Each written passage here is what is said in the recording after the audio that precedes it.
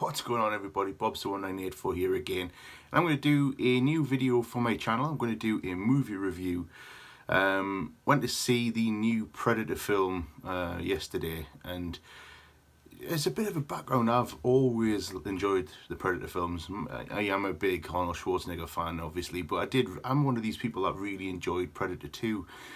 And was quite interested to see that Shane Black was coming back to do this new film, The Predator. He was writing and directing it, so I was always very what's the word? Not excited, but I was always very, excited to see what he actually came up with. Obviously, knowing that it wasn't going to be anything like the original. Obviously, that sort of thing, can it really be done again? Because obviously it was an Arnold Schwarzenegger vehicle for the late 80s. But yeah, first trailer came out and really I lost a lot of interest after that first trailer. I have to be brutally honest, it looked very much like Alien vs Predator 2, the Requiem one, which, let's put it this way, was an abomination. So yeah, I'm going to just go through my opinions and what I actually thought of this film, and yeah, there might be some spoilers, so if you haven't seen the film already and you do not want anything to be spoiled, you might want to come back to this video after you've seen it. But the first question is, was it really that bad? Yes, that's the short answer. The film starts off with a typical setting really for an action film, where the soldier is on duty and obviously sees something that shouldn't really be happening, and obviously goes investigates. Anyway, a Predator ship crash lands on Earth, and you've got the lead character, McKenna, who basically is obviously a sniper, goes over, and a couple of his men get killed, and he decides to take some of the something from the ship that he finds, which ends up being a Predator's mask and the weapon, obviously, that goes on the arm of the Predator. He decides to send it home to his ex-wife and son, who seems to be autistic and quite clever, from what you get to see at the beginning of the film, when he's getting bullied and he's playing chess and stuff like that. The film then fast forwards a little bit, and you get this character who comes into the film, who is like this top secret guy who's obviously researching all of these alien beings, takes the actual Predator and sedates it. And from that's when the film kind of loses its focus for me. You go from being the starting off as a generic action film, and then you go into this mode where they're obviously trying to get samples and work out who these predators are, and that's where I didn't want the film to go that way. I wanted the film to be a bit different. You had that sort of angle in Predator 2 with the Keys character, and the Keys' son. Actual son, Gary Busey's son, obviously, is in this film. Jake Busey, he plays Keys' son, and he shows up in this alien facility as one of the scientists. But I was expecting him to be like a crazy character like his dad. He just doesn't do anything. Obviously, the Predator escapes, and a lot of people get killed. And obviously, the focal woman of the film survives. And you just think, oh no, this is just following a standard, operation for a film about aliens and stuff like that. And I'm starting to lose a bit of interest. Then you get introduced to the core characters, when the lead character, obviously McKenna, is, it's a trek bat crazy, and he's obviously tested on and things like that. He's thrown into this bus with all of these other like wacko characters who end up being obviously soldiers, and from then on you get a little bit of good humour. I mean, I have to admit that Shane Black, I am a fan of his work, and some of his scripts in the past have had really good uses of humour, and sometimes this film does do it, but it does do it quite well, but it does it really, really too often, and some of the humour starts to get a little bit tiresome after a while. The biggest problem that I had with the first half of the film is, apart from the Predator's escape, where it kills a few people, and yes, it is a bit gory, nothing really happens in terms of the Predator. You don't see any kind of, you know, the Predator doesn't use its infrared, it doesn't use anything like that, and that's what I want to see, you know what I mean? That's what lured me in on the first Predator. That's what I wanted to see in this one. I thought, you know, with Shane Black, he's going to have a lot of homages to the first film, and in the first half of it, there really wasn't any of that.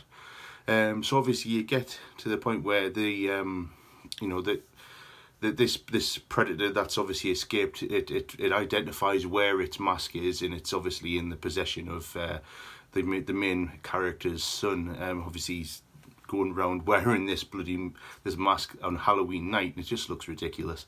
Anyway, so they obviously now going to find him, obviously because the son is in danger. So this movie then obviously takes the son, you know, it's where, as I said, it goes very familiar in terms of it, you know, you've got a team of soldiers going after the predator.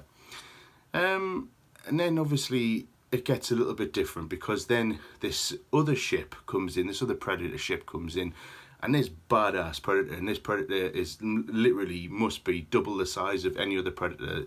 He's like a hunter predator. He goes and cleans up, and it's discovered that the first predator that crash landed is like a rogue predator, and he was bringing something to Earth that obviously the main predators didn't want him to do. So this is like a cleanup kind of character who's basically sent to basically eradicate this rogue predator and you know, sort everything out. And that's where it's obviously a little bit different, because you haven't seen this sort of thing. You know, I know Predators introduced the different kind of predators, and that was a little bit different on the Predator homeworld. Obviously, this isn't like that. It's obviously set on Earth, and then obviously you have you know, a couple of you know, set pieces where there's decent action, like I say, a lot of gore, and obviously this main predator just completely annihilates the original predator, just stamps its head in, and you just think, well, well, that was a bit easy. So anyway, there's all sorts of things happen in the middle of the film where you've got the predators have got these like alien dogs who are like, they look like the predator and they act just like a massive dog. One of them gets like shot, but it decides that it acts like a dog, and they play fetch with it, and that's where I start losing interest with the film. You know, eventually, obviously, everything gets up to what is well known for being a reshot final act in this film, where, you know, the main predator basically says, you know, I want your son is like the future, he's like the future leader in all of this, and you know, it's a mess. The final third of this film really is one of the most disappointing endings in the Predator franchise so far, and I could even include the first Alien vs Predator. I mean, Requiem was terrible. I'm not going to include anything positive about that in here, but it was really poor.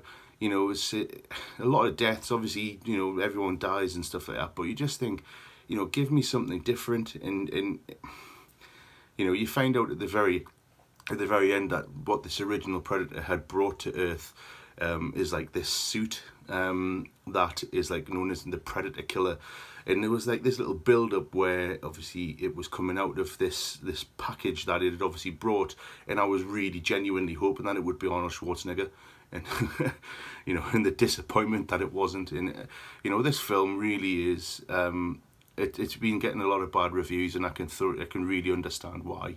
I for one, as I say, I'm a Predator fan, and I'm very disappointed by this film. You know, it just was lazy. The action was nothing new. I've seen it all before. It was gory, but the Predator didn't really do anything. You know, you were introduced to this new Predator who, yeah, it was badass, but it didn't really bring anything to the table. Like I say, it didn't really use any of its legendary, you know, stalking and things like that. And I just really lost interest. And by the time the film finished, I just decided that, you know, I didn't enjoy it at all, and I felt like I wasn't watching a Predator film. It had no connection to the original apart from its music. Its music's on point, but other than that, very disappointed. So that's my opinion. I didn't enjoy it, and I really am disappointed. But what were your thoughts? If you've seen the film already, leave a comment down below. Tell me what you thought about it, what you liked, what you didn't like. See if you agree with me, if you don't agree. But yeah, that's my opinion, my review of the latest film in the Predator franchise, which was called The Predator. Thanks very much for watching. My name is Bobster1984, and I'll see you in the video next time.